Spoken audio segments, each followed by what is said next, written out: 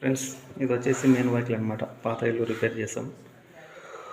చూడండి, సింక్కు గ్యాస్ పండకు ఇది. ఇక్కడ ఛార్జింగ్ పెట్టుకోవడానికి ఇచ్చారు.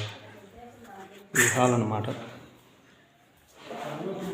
ఇది వచ్చేసి దేవుని గుడికి చేయించుకున్నారు, చెక్కతో చేయించుకున్నారండి, చెక్కతో. ఇది వచ్చేసి బెడ్రూమ్ మాదిరి. ఇది కూడా వచ్చేసి అంత చెక్కతోనే చేయించుకున్నారు. చూసారు కదా, మొత్తం అంతా చెక్కతోనే చేశారు ఫ్రెండ్స్. అంతా స్లాబ్ పాతదన్నమాట. మొత్తం ప్యాచ్లు అన్నీ పూసేసాం. వీడియో చూసే వాళ్ళు ప్రతి ఒక్కరు లైక్ చేయండి ఫ్రెండ్స్ కంపల్సరీగా. బీమ్ సపోర్ట్ చేసి ఇచ్చారనమాట. స్లాబ్ పెద్ద బలం ఏం లేదు, అందుకనేసి ప్రస్తుతానికి కట్టుకున్నారు. ఏమన్నా 10 సంవత్సరాలు పని జరిగితే చాలనుకొని. ఇంకా బయట వచ్చేసి సపోర్ట్ వేస్తాను, కింద టైల్స్ వేసారనమాట.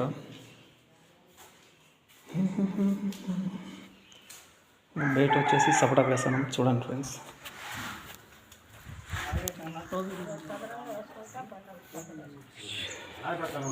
బయట ఎంత సపోటా వేసేయాలి.